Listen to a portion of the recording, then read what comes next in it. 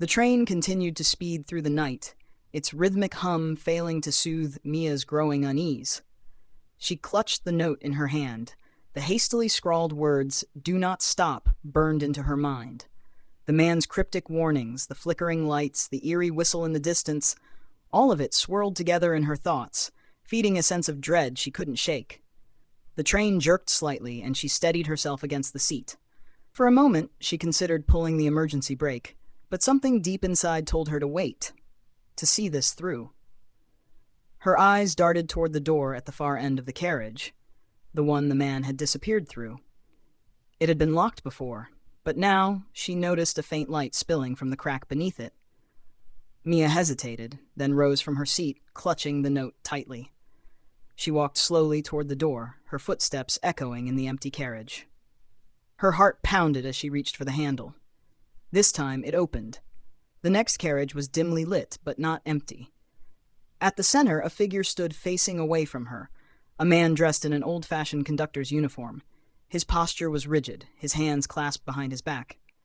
"Excuse me," Mia said, her voice shaky. "Are you the conductor?" The man didn't move. For a moment, the only sound was the relentless rhythm of the train. Then, slowly, he turned his head toward her, just enough for her to see his profile. His face was pale, almost waxen, and his eyes seemed unnaturally bright. "You shouldn't be here," he said, his voice low but firm. Mia stepped back instinctively. I'm just trying to understand what's going on. A man told me this train doesn't stop for everyone, and then he disappeared. And now... Enough." The conductor's voice cut through her words like a blade. He turned fully now, and she noticed something strange about his uniform. It wasn't just old-fashioned. It looked like it belonged to a different era entirely. The buttons gleamed like polished silver, but the fabric was worn and frayed at the edges. "You were told not to stop," he said, his tone softer now. "Do you understand why?" Mia shook her head, gripping the note tighter. "No." "Why? What does it mean?" The conductor stepped closer, his eyes fixed on hers. "This train is not for the living." Her breath caught. "What? You are a traveler, yes? But this journey is not yours." He glanced at her suitcase. "Not yet." Mia's legs felt like they might give out beneath her.